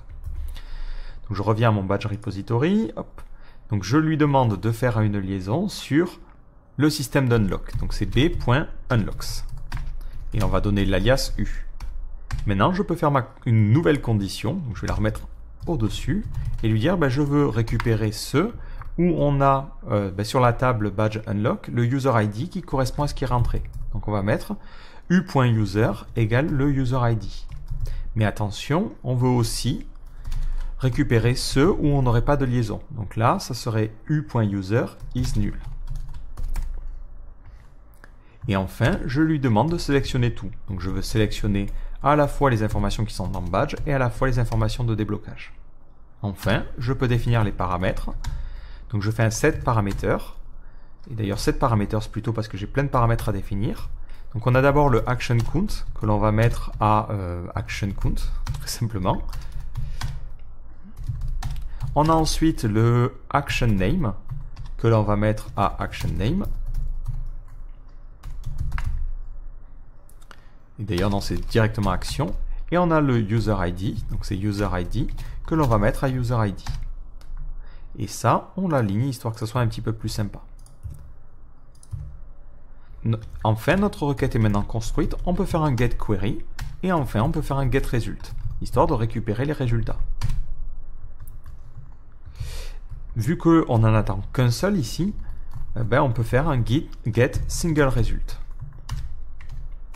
Et du coup, j'ai plus que tout qui est souligné parce que ça retournera bien une instance de badge. Donc l'avantage grâce à ce système-là, c'est que je fais à la fois ça et ça, ce qui est plutôt cool. Du coup ici, hop, je peux enlever le S parce que je récupère qu'un seul badge. Je peux lui dire, est-ce que la relation est vide? Donc je fais badge, get unlocks, ça va me récupérer les unlocks.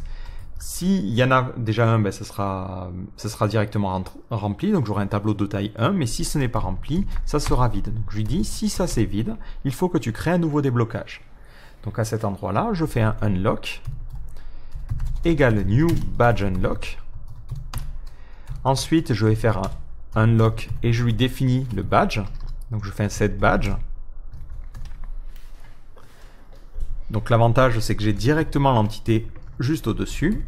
Et ensuite, j'ai besoin de lui définir l'utilisateur. Ah, là, je suis un petit peu embêté parce que moi, j'ai que le user ID.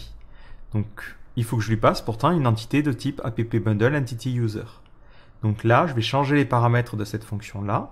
Et là, ça sera plutôt un user. Et je vais renommer cette variable user. Donc, je dois mettre à jour la phpdoc. Voilà. Et ce truc-là, il n'existe plus. Je ne sais pas pourquoi il veut le conserver. Et à cet endroit-là, lorsque j'ai besoin de user ID, je fais un get ID. C'est pas bien grave. Un tout petit peu de refactoring. L'avantage, c'est que je peux maintenant lui passer le user. Une fois que j'ai fini, je persiste ça au niveau de l'entity manager. Donc c'est this, entity manager, persiste, et je crée ce nouveau unlock. Une fois qu'il est créé, j'ai plus qu'à faire un this, em, et flusher les informations. Donc là, on a vérifié si un badge correspond à nos actions. C'est la première ligne. On vérifie si l'utilisateur a déjà ce badge. Donc c'est aussi cette ligne-là, où on pourrait plutôt dire c'est notre condition à cet endroit-là. Et ensuite, on débloque le badge pour l'utilisateur. Et il nous reste le dernier truc, émettre l'événement lorsque le déblocage de badge a été fait. On le fera juste après. Si je laisse ça comme ça, je vais avoir un petit souci. Si je modifie mon load badge data, et je me dis, tiens, allez, on va mettre celui-là, on va le mettre au bout de 10. C'est juste pour l'exemple. Si je relance un coup de PHP unit, je vais tomber sur une petite erreur. Parce que lorsque je fais le find, il ne va trouver aucun badge qui ne correspond au cas où on se retrouve avec un seul badge. Et du coup, ça va renvoyer une exception. D'ailleurs, PHP Unit nous renvoie une exception alors que je n'attendais pas forcément, mais il me dit qu'il y a un problème à cet endroit-là. Effectivement, au niveau de mon Commands Controller, lorsque je l'appelle, hop, c'était au niveau de mon Commands Controller,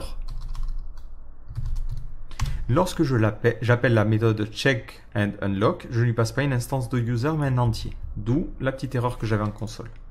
Je corrige cette erreur-là, je relance un coup de PHP Unit, et au lieu d'avoir une erreur de type 200, j'ai une erreur de type 500.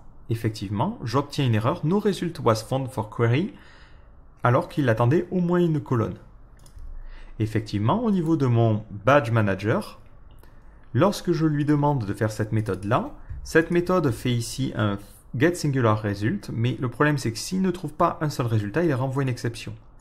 Donc là, j'ai besoin de capturer cette exception. Donc je vais entourer ce code-là d'un try catch. Je vais lui dire, essaie de faire ça. Tu vas avoir parfois une exception. Et l'exception que je m'attends à avoir, c'est une no result exception. C'est une exception lorsque l'on n'obtient pas de résultat. Et si on n'obtient pas de résultat, c'est normal. C'est-à-dire que ça veut dire qu'il n'y a pas de badge de débloquable pour ce cas-là. Et dans ce cas-là, on ne fait rien. Voilà. Donc là, c'est une exception qui est cool dans mon cas. Si maintenant je relance un coup de PHP Unit, bon, ça va rester au rouge parce que le load badge data n'est pas bon. Hein. Hop, ici, c'est au bout d'un badge que l'on doit débloquer ça. Mais je vois en tout cas que je n'ai plus le problème d'erreur 500. Si je refais un coup de PHP Unit en mettant les bonnes informations, je vois bien que ça va me donner tout au vert. Donc là, globalement, on a mis en place notre super système de déblocage de badge. Maintenant, partout où je le souhaite, il me suffira simplement, comme je l'ai fait dans mon Command Controller, de récupérer le manager et de lui dire, tiens, je veux que tu débloques ce badge pour cette action et cette action compte. Et là, vous pouvez vraiment créer les badges que vous souhaitez au niveau de votre table badge. Le système de déblocage est en place. L'avantage, comme vous le voyez, c'est qu'on a mis très simplement ça au niveau d'un bundle et du coup, on peut le réutiliser. Alors, on va quand même avancer un petit peu plus dans les choses. On a envie de récupérer les badges qui correspondent à un utilisateur pour les afficher à droite ici. Donc là, il est censé en avoir débloqué un. On va aussi trunker la base de données comment. Parce que vu que j'ai trunké badge unlock, il peut plus débloquer le badge numéro 1, ce qui n'est pas forcément cool pour lui. Il va être tout déçu. Ouais. Alors je reviens. Donc ça, je pense le mettre au niveau de mon manager. Ouais, c'est le plus simple. Donc au niveau de mon badge manager, c'est vraiment le truc frontal de mon application. Dès que j'ai besoin d'accéder au système de badge, je préfère utiliser ce manager. Donc on est parti, on va faire public function, on va l'appeler get badge for et ça prendra en paramètre l'utilisateur, user. Et ça renverra un tableau. Donc on documente ça, c'est très important, ça permet de récupérer get badge unlocked for the current user. C'est pour ça que j'ai pas forcément besoin de faire la relation au niveau de l'utilisateur, parce que justement j'aurai ce type de méthode qui va directement me permettre de faire les choses. Donc à cet endroit-là, j'ai besoin de l'entity manager, donc ça sera un vis em get repository. Je vais partir du repository badge. Et là, je vais avoir besoin donc de créer une nouvelle query et je me dis, c'est jamais bien, hein. Dès qu'on fait ça, c'est qu'on va trop loin. Là, on va l'appeler find unlocked for et on lui passerait un paramètre pareil l'utilisateur. Et on lui passerait même plutôt simplement l'ID, get ID.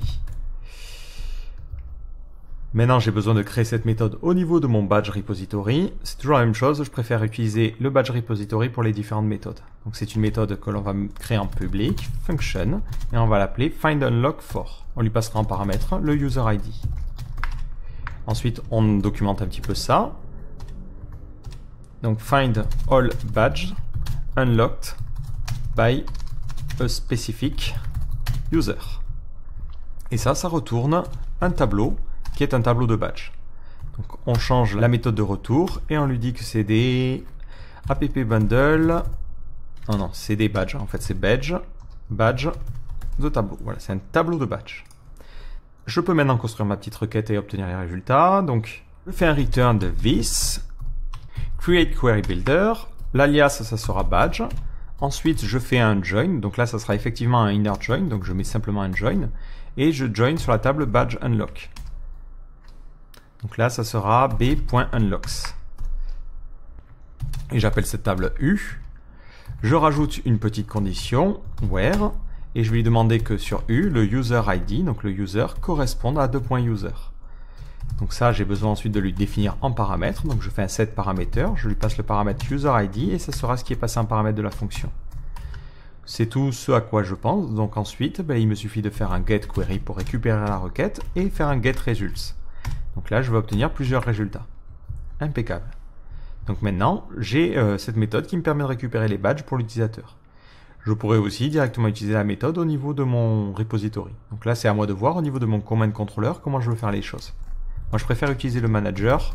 Ça me laisse un front un petit peu plus simple à utiliser. Donc je fais un this, get. Je récupère donc le manager, donc c'est badge.manager. Et ensuite, je fais un get badge for et je lui passe l'utilisateur. Une fois que j'ai ces différents badges, je peux les passer à la vue. Donc je lui passe les différents badges que l'utilisateur a débloqués. Maintenant, au niveau de ma vue, donc c'était la partie comment new, je vais créer une nouvelle colonne sur laquelle je vais mettre la classe call-md-4. Je vais lui mettre un petit h2, on va mettre mes badges. Hop. Ensuite, on va mettre une petite condition, on va lui dire si les badges sont vides, ça veut dire que l'utilisateur il n'a pas encore joué, on va mettre vous n'avez pas de badge. Avec un petit smiley qui est tout triste. C'est un petit peu triste de ne pas avoir de badge. On mettra else sinon. Et dans le cas où on a effectivement des badges, on mettra une petite liste. Donc on créera un UL qui aura la classe list group.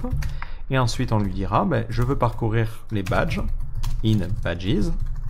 Et on affichera simplement le nom des badges qui sont débloqués.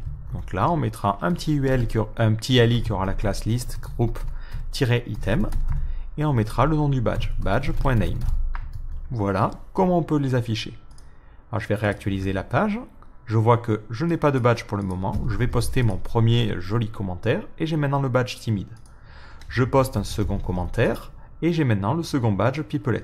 Je continue à poster et dans ce cas-là, je ne débloque rien parce que je n'ai pas de badge au niveau de 3 commentaires. Donc ça fonctionne correctement. Alors ce que j'ai envie de faire, c'est d'informer les utilisateurs lorsqu'ils reçoivent un badge. Donc pour cela, il faut, comme je l'ai dit au niveau de mon badge manager, émettre un événement lorsque un badge est débloqué. Donc il faut commencer par créer un événement justement. Donc cet événement, on va aller le créer au niveau de notre badge bundle. On va créer un nouveau dossier que l'on va appeler event. Et à l'intérieur, on va créer une nouvelle classe que l'on va appeler badge unlocked event. Alors, on pourrait se passer de event, vu que c'est dans un namespace, mais c'est juste que quand on les cherche, c'est plus rapide après de... Vous tapez juste event et vous avez toutes les classes qui finissent par event, c'est plus pratique. Donc ça sera dans le namespace badge bundle et ça sera ensuite dans le namespace event. Je crée ma classe, ce sera badge unlocked event et cette classe doit étendre de event. Alors c'est une classe qui se situe dans le composant event dispatcher. Je vais créer à l'intérieur de cette classe une constante. Donc ça c'est une habitude que je trouve plutôt sympa qui est tout simplement le nom de l'événement. Comme ça, partout où j'aurai besoin de référencer ce nom-là, j'aurai à utiliser cette constante-là. C'est un petit peu plus naturel. Et on va l'appeler badge.unlock. Bon, le nom n'a pas beaucoup d'importance vu qu'on peut le changer dynamiquement grâce à ça. Donc ensuite, on va créer le constructeur. Le constructeur va nous permettre de définir de quoi on va avoir besoin pour construire cet événement. Globalement, ça concerne le déblocage d'un badge. Donc je pense qu'il est intéressant de mettre le badge qui a été débloqué en paramètre. Donc je vais lui passer une entité de type badge unlock. Et ça, je vais le définir comme propriété privée au niveau de mon instance. Donc j'initialise simplement le champ. Comme ceci. Maintenant, cette propriété étant privée, pour y accéder, j'ai besoin d'un getter que je vais créer tout de suite. Donc je fais une méthode getBadgeUnlock qui me permet de récupérer le badge qui a été débloqué. Je peux même me dire, on va simplifier les choses, on va faire un getBadge. Ça permet de récupérer une instance de badge. Et en fait, c'est pas très compliqué ici, ça fera un return.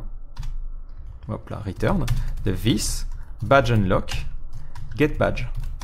Si j'ai besoin de récupérer l'utilisateur en question, c'est la même chose. Donc là, je vais avoir une méthode getUser.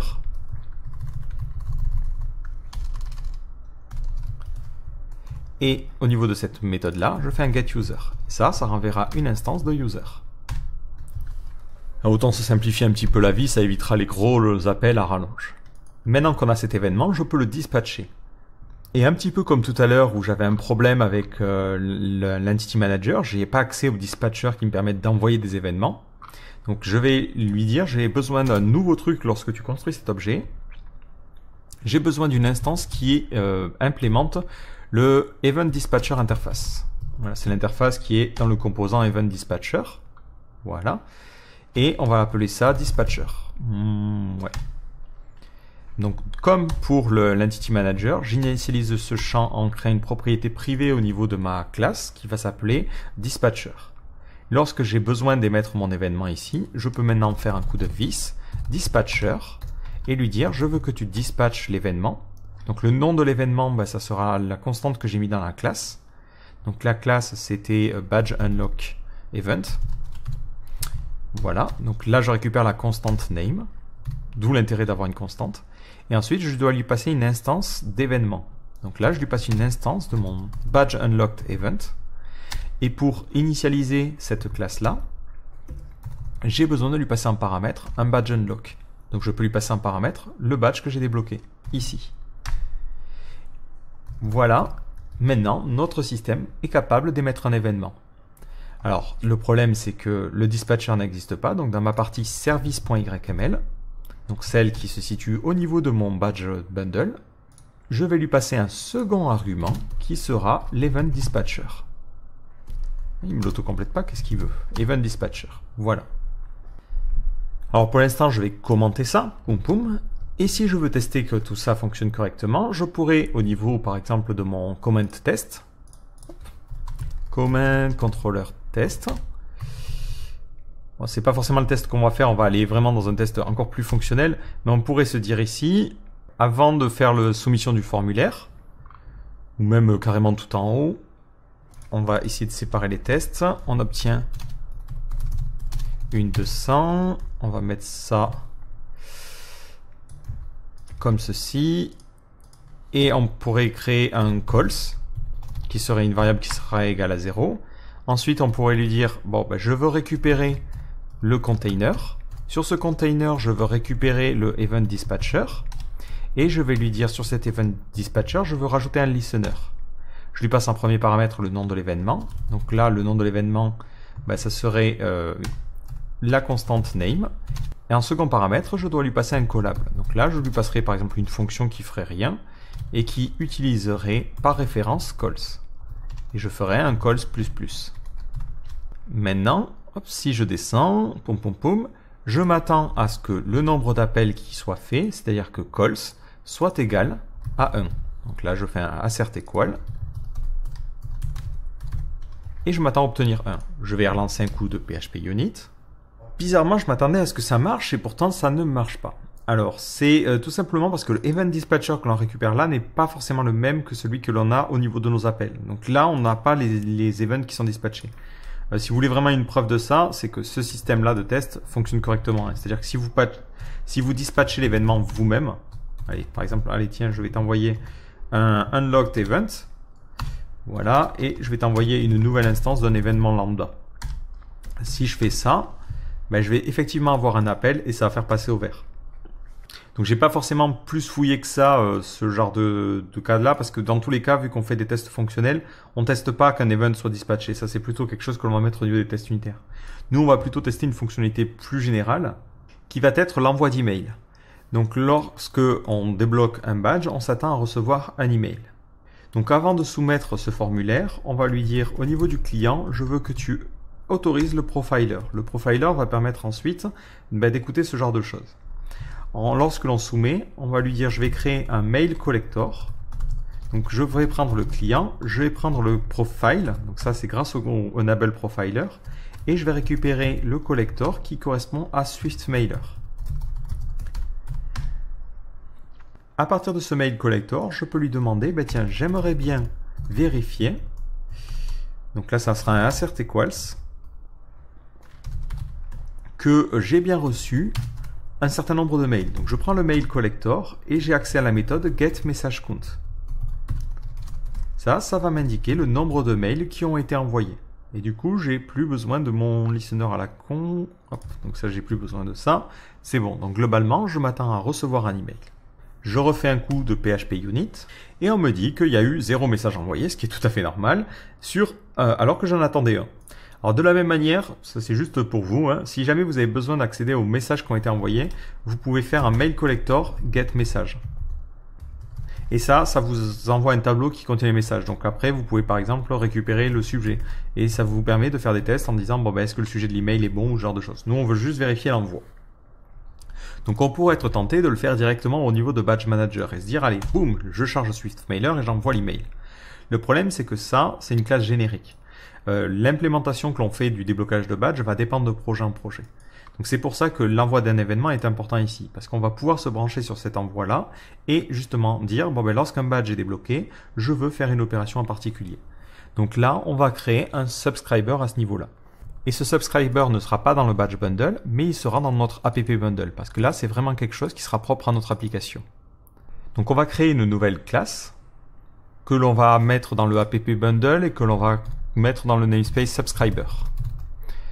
Et ensuite, on va l'appeler badge subscriber.php parce que ça va être un subscriber qui va souscrire à tous les événements qui ont de près ou de loin attrait à la gestion des badges. Donc on est parti, c'est dans le namespace app bundle. Hop là. App bundle anti/subscriber. Donc c'est une classe qui va s'appeler badge subscriber et cette classe va implémenter, ça c'est très important, l'Event Subscriber Interface, qui se situe dans le composant Event Dispatcher. Donc cette interface, pour l'implémenter, j'ai besoin de créer plusieurs méthodes. Donc là, je les écris, et en fait, il n'y en a qu'une seule, c'est le getSubscribedEvents. C'est quelque chose de très très simple, ça définit tout simplement l'ensemble des événements auxquels on va s'abonner. Donc ça doit retourner un tableau qui contient en clé le nom de l'événement. Nous, l'avantage, c'est qu'on l'a défini sous forme de constante. Donc je peux utiliser cette constante-là. Et en second paramètre, on peut lui passer un tableau qui va contenir le nom de la méthode à appeler et la priorité. Ou un tableau de méthodes à appeler avec leur priorité. Ou simplement le nom d'une méthode. Donc moi, c'est plutôt ça que je vais utiliser. Je vais ici lui dire c'est onBadgeUnlock. Maintenant, cette méthode, il faut que je la crée. Donc je vais créer une nouvelle méthode. Hop là, public, function, onBadgeUnlock. Cette méthode prendra en paramètre une instance de l'événement qui est utilisé lorsque cet événement est déclenché. Donc là, c'est BadgeUnlockedEvent. À l'intérieur de cette méthode, je vais devoir envoyer un email. Pour l'instant, on va simplement se contenter de mettre un dump salut. Une fois ce subscriber créé, il faut informer Symfony de l'utiliser pour nos événements. Donc là, ça se fait au niveau de notre service.yml, donc le service YML principal. Je vais donc créer un nouveau service que je vais appeler app.badge_subscriber. Je vais lui dire que ce service utilise la classe badgeSubscriber que je viens de créer.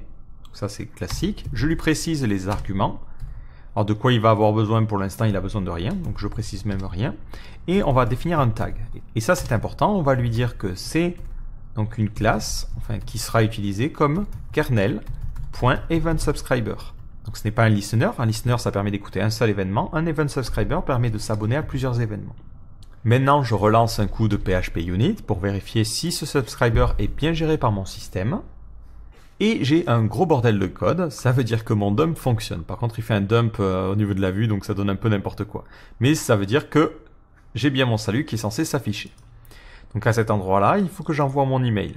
Donc personnellement, je suis pas forcément fan de me dire allez, je vais charger le mailer à cet endroit-là. J'aime bien grouper tous les envois d'email dans une seule classe que j'appelle en général mailer. Là, on va l'appeler appmailer ou mainmailer. Vous pouvez l'appeler vraiment comme vous voulez. On va créer une nouvelle classe donc dans mailer et on va l'appeler appmailer. Allez. Donc là, c'est une simple classe pour le coup qu'on va appeler appmailer. Alors hop, il faut que je la mette dans le bon namespace, sinon on va pas aller loin. Et on crée notre classe appmailer. On va créer donc une nouvelle méthode qui permet d'informer les gens qu'on a un badge qui a été débloqué. Donc on l'appelle badgeUnlocked et ça prendra en paramètre le badge en question. Donc c'est le badgeUnlock, donc c'est l'entité badgeUnlock que l'on sauvegardera dans cette variable-là. Ensuite, on peut créer notre message. Donc on crée un message, ça sera une instance de Swift message. Donc on utilise le système de singleton pour générer une nouvelle instance. Je définis ensuite le sujet. Donc là, ça sera vous avez débloqué le badge suivi du nom du badge. Donc là, je peux le récupérer en faisant un badge unlock get badge. D'ailleurs, je me dis si ça serait plus judicieux de lui envoyer simplement le badge, l'entité badge, et ensuite le user. Voilà, parce que peut-être j'ai envie d'envoyer un email sans forcément qu'il y ait un déblocage. Je peux juste envoyer un email listant tous les badges. Donc ouais, voilà, je préfère faire ça. Donc là, ça sera badge get name. Ensuite, je définis à qui je veux l'envoyer. Donc je l'envoie à l'utilisateur en question, c'est user get email. Je choisis ensuite de qui ça vient. Donc là, je vais arbitrairement mettre noreply@do.fr. Voilà, on pourrait utiliser une configuration un petit peu plus poussée à cet endroit-là. Et ensuite, je définis le setBody. Et c'est là que les embrouilles commencent. Et enfin, lorsque j'ai fini, je dois renvoyer l'email en faisant un vis. J'ai besoin du mailer et ensuite je fais un send. Donc j'ai besoin à la fois du moteur de template pour générer la vue là et j'ai besoin du mailer. Du coup, au niveau de mes services, je vais lui dire tiens, je vais avoir mon app.mailer. Il va utiliser donc la classe qui s'appelle appbundle. Alors là, c'est directement appmailer. Et je vais lui préciser les arguments. Donc j'ai besoin d'injecter à ce niveau-là le @mailer et le @templating. Comme ça, au niveau de mon appmailer, je peux lui dire au niveau du constructeur, public function _ construct, tu vas avoir deux propriétés, enfin deux arguments. Le premier argument, ça sera une instance de Swift mailer. Et le second, ça sera une instance qui implémente l'interface engine interface. Donc là, on va l'appeler template. Et ensuite, j'initialise ces deux champs. Voilà. Hop là, non, je vais initialiser les deux. Je documente ça correctement. Voilà. Hop, c'est bon. Du coup, au niveau de mon body, je peux lui dire, je vais faire un vis template render. Je te passe le nom de la vue, ça sera dans un dossier emails, et ensuite ça serait badge.text.twig, vu qu'on envoie les emails au format texte ici. Je passe à la vue le nom du badge, donc ça serait badge directement, et je te passe aussi le user.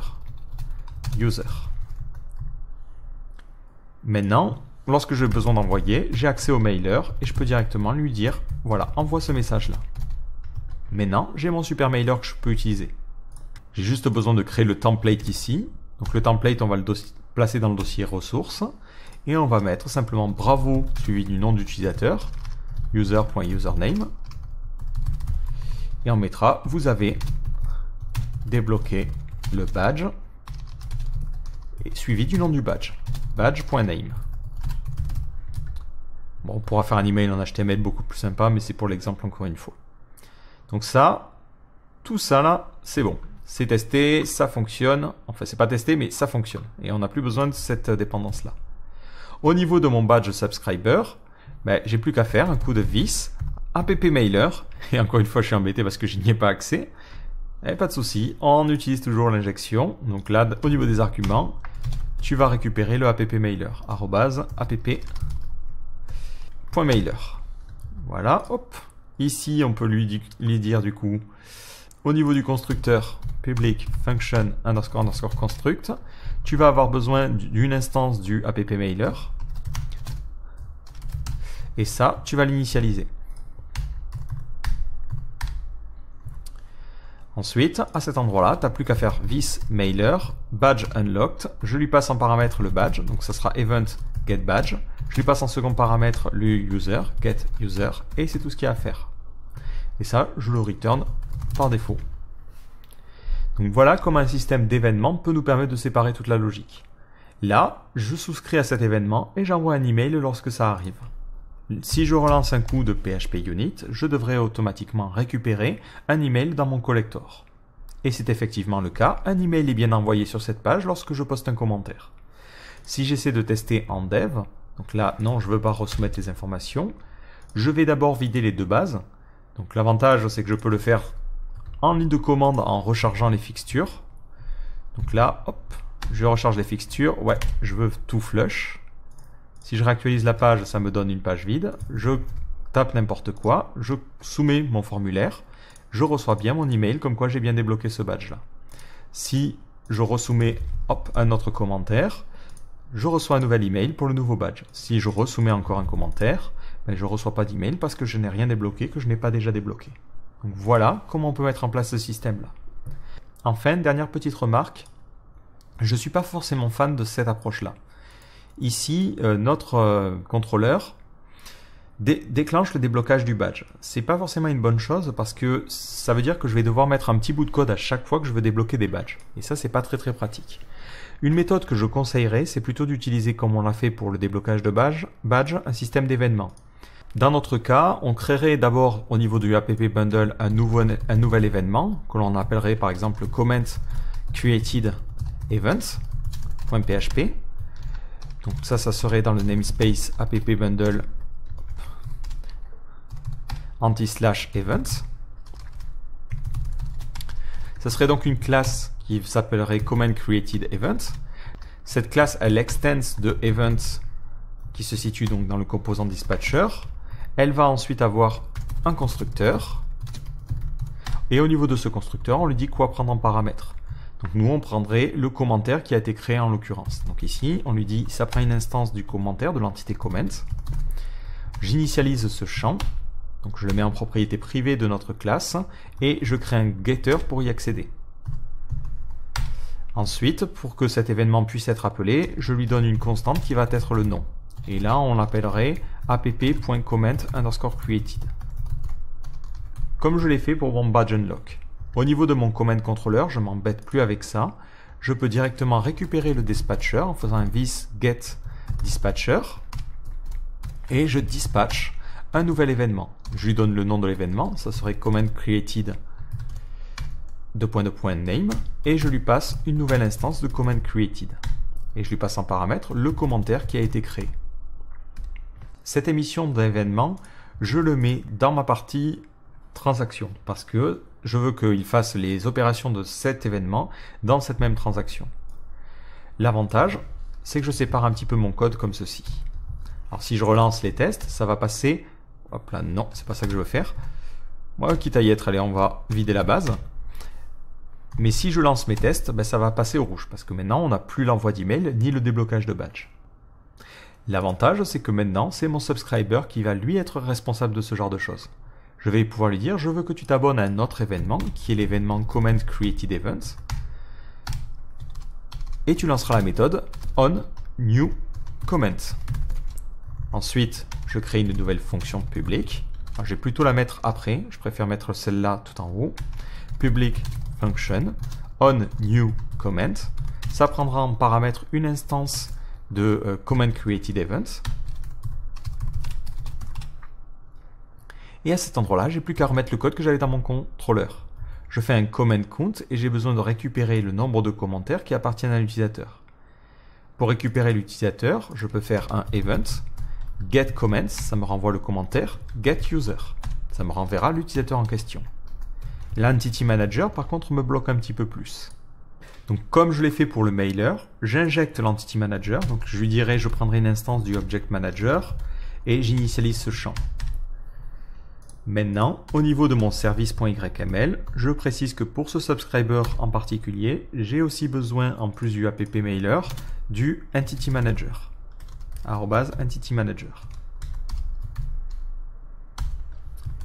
Ce qui me permet maintenant, de faire mon count en toute quiétude. Donc je récupère le nombre de commentaires qui ont été postés pour l'utilisateur en particulier. Et ensuite, je vais appeler le badge manager. Donc là, on va l'appeler badge manager. Et je déclenche le déblocage de badge. Encore une fois, ce badge manager, j'en ai besoin. Donc je reviens sur mon service YML. Et je lui injecte le badge manager. Et hop, au niveau de mon subscriber, je lui passe une instance du badge manager.